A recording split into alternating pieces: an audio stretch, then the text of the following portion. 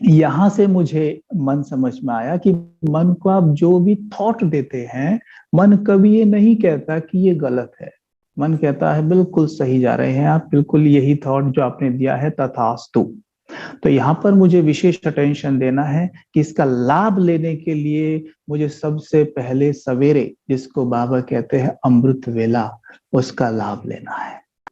और वो करने के लिए बहुत जरूरी है कि मैं मन के इस नियम को भी जानूं कि जब मैं सवेरे सोकर उठता हूं, उस वक्त मेरा मन एक उपजाऊ जमीन की तरह होता है।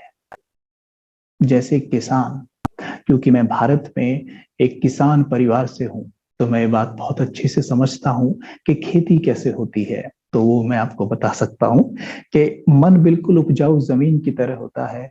और किसान क्या करता है, उपजाऊ जमीन में बीज डालता है, चुन चुन के बीज डालता है वो। क्योंकि अगर उपजाऊ जमीन में बीज ना डाले जाएं तो उसमें खरपतवार अपने आप उग आती है, जिसको हम कबाड़ भी कहते हैं, अपने आप ही उग आती है।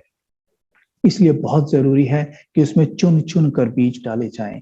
वैसे ही मन की जमीन एकदम उपजाऊ होती है सवेरे उठते ही। जैसे ही मानो जैसे मैं सोया हुआ हूं और मेरी आंख खुली, ये पहले सेकंड से मेरे मन की जमीन एकदम उपजाऊ है। इस समय पर मुझे वो बीज डालने हैं जैसा मैं अपने जीवन को देखना और बनाना चाहता हूं। मानिए मुझे अपने अंदर ये परिवर्तन लाना है, स्वयं में ये परिवर्तन लाना है कि मैं ईर्ष्या मुक्त हो जाऊं। क्योंकि ईर्ष्या एक ऐसा संस्कार है जो खुद को बहुत ज्यादा जलाता है। और मनुष्य इसके बारे में इतना अवेयर होता भी नहीं है, जलता रहता है, जलता रहता है।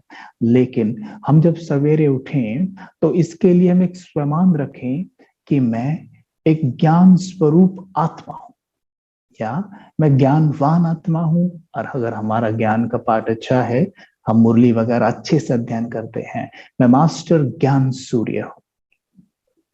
जैसे सूर्य जब उदय होता है तो धरा पर जो कीटाणु होते हैं वो नष्ट हो जाते हैं, वैसे ही मैं मास्टर ज्ञान सूर्य इस देह की प्रकृति में मस्तक के मध्य चमक रहा हूं।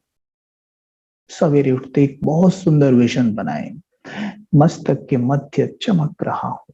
और जैसे ही मैं उदय होता हूं, मेरे प्रकाश फैलना शुरू होता है, मैं ईर्ष्या मुक्त हूं। अगर ईर्ष्या का कुछ भी ऐसा अंदर है कि किसी की सफलता को देखकर मुझे ईर्ष्या हो रही है, तो उस ईर्ष्या को एक ब्लैक स्पॉट की तरह देख सकते हैं आप, जो कि इन किरणों में जल के भस्म हो रही है।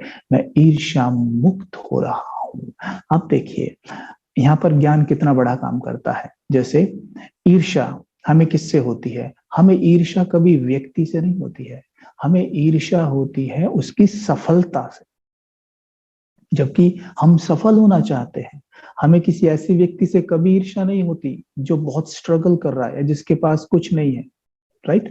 हमें ईर्ष्या उससे होती है जिसके पास कुछ है। इसका मतलब हम मनुष्य से ईर्ष्या करते ही नहीं है, हम उसकी सफलता से ईर्ष्या कर रहे हैं। यानी हम अपने माइंड को इनडायरेक्ट वे में ये प्रोग्राम कर रहे हैं कि भाई मुझे ना सफलता से ईर्ष्या है। और अगर आपको सफलता से ईर्ष्या हो तो सफलता आपके पास क्यों आएगी? तो सफलता तो नाराज हो जाएगी ना। अगर आप मुझसे ईर्ष्या करें, मुझे पता है मुझसे ईर्ष्या करता है, तो मैं भी आपसे दूर दूर भागूंगा। वैसे सफलता हमसे दूर दूर भागती है।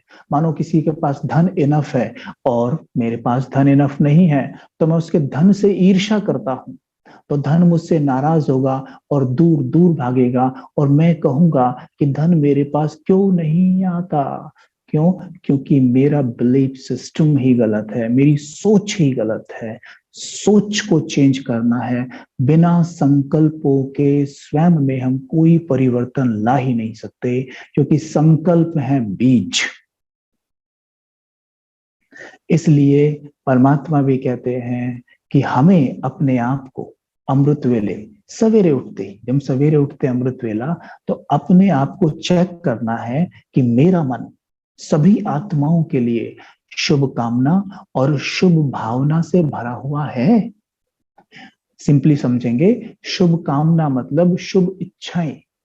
दूसरों के लिए हमारे मन में बहुत सारी इच्छाएं होती हैं, लेकिन वो शुभ है। क्या मैं उसके फायदे के लिए वो इच्छा पाले बैठा हूं या अपने फायदे के लिए इच्छा पाले बैठा हूं? अगर मैंने अपने फायदे के लिए कोई कामना रखी हुई है किसी भी आत्मा के प्रति, तो वो अशुभ कामना है, वो शुभ कामना नहीं हो सकती। और अगर वो अशुभ कामना है तो अशुभ कामना आपे ही अशुभ, अशुद्ध, व्यर्थ संकल्पों को जन्म देती है, और अशुद्ध संकल्प जन्म देते हैं अशुभ भावना को। अगर मुझे अपने चित्त को शुभ भावना से भरना है हर एक आत्मा के लिए, तो चेक करें कि मेरी शुभकामना उनके प्रति है, शुभकामना है। मैं उन्हें क्यों बदलना चाहता हूं? मैं उन्हें एक्सेप्ट क्यों नहीं कर पाता हूं? मैं क्यों ये सोचता हूं कि पूरी दुनिया मेरे जैसी हो जाए? विचार करें, सब कबीर भाई जैसे हो जाए, सब श्वेत वस्त्र पहन लें, सब ऐसे ही बोलें, तो ये जी कितना बोरिंग लगेगा ये ड्रामा। सेम वे विचार करें कि अगर सब मेरे जैसे हो जाए तो ड्रामा कितना बोरिंग हो जाएगा। 3 घंटे की, 2 घंटे की पिक्चर कोई देख रहा है, और उस पिक्चर में जो एक कलाकार का रोल है वही सब कलाकार का, यानी सबका सेम रोल है, जो हीरो कर रहा है वही सब कर रहे हैं। तो कितनी बोरिंग पिक्चर होगी, कोई देखेगा उसे? बिल्कुल भी नहीं।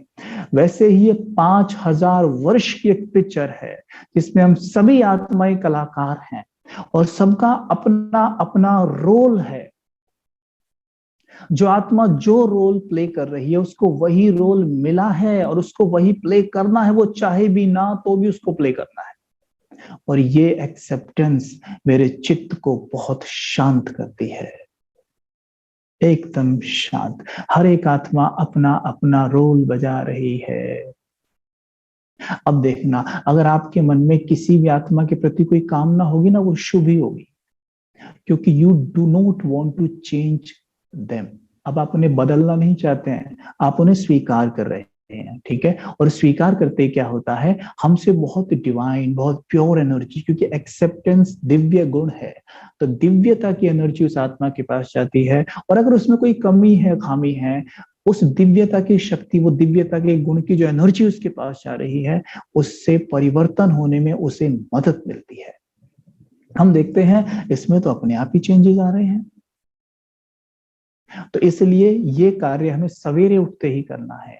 परमात्मा कहते हैं सवेरे उठते ही पहला संकल्प यही हो कि मेरा मन हर एक आत्मा के प्रति शुभ भावना, शुभकामना से परिपूर्ण है। देखना, इतना अच्छा मेडिटेशन होगा, किसी को भी मुझे चेंज करना ही नहीं है। सबसे ज्यादा अभ्यास अगर जीवन में करना है तो यही कि आई एक्सेप्ट एवरीवन, मैं सबको स्वीकार करता हूं। क्योंकि हमारे दिन भर में जो व्यर्थ संकल्प चलते हैं उनमें से अधिकतर इसी को लेके चल रहे हैं कि उन्हें हमें बदलना है बस। वो ऐसे क्यों खाते हैं, ऐसे क्यों चलते हैं, ऐसे क्यों बात करते हैं। वो कई बार तो ऐसा भी होता है कि हम इतने पुरुषार्थ कॉन्शियस होते हैं, मतलब हम योग करते हैं, मुरली पढ़ते हैं, सेवाएं करते हैं, और दूसरे थोड़ी कम करते हैं, तो ये बात भी हमें कई बार डिस्टर्ब करती है कि अच्छा बताओ, ये तो कम मुरली पढ़ते हैं, ऐसे कोई करता है क्या? बताओ, बाबा की श्रीमत पे नहीं चलते। और इस चीज को लेकर हम इतना ज्यादा मथते हैं उस बात को अपने अंदर, इतनी नेगेटिव एनर्जी उस आत्मा को भेजते हैं। और जब नेगेटिव एनर्जी को ऐसे हिलाया जाता है ना अंदर अच्छे से, तो वो मेरे मन का पक्का वाला हिस्सा बन जाती है एकदम, जैसे ना सफेद कपड़े पे दाग लग जाता है। मैं देख रहा हूं कि वो मुरली कभी कभी मिस कर देते हैं, या वो अमृत वेला मिस कर देते हैं, और इसके चिंतन में मैं हूं। मैं देख रहा हूं कुछ ही दिनों में मुझसे भी अमृत वेला मिस होने लग गया है अभी। तो ये होता है, इसलिए सवेरे उठते ही अपने मन को शुभ भावना, शुभकामना से भरना है। और इसके लिए बहुत जरूरी है कि मैं सवेरे उठते ही अपने आप को ये थॉट दूं कि मैं मास्टर ज्ञान सूर्य हूं।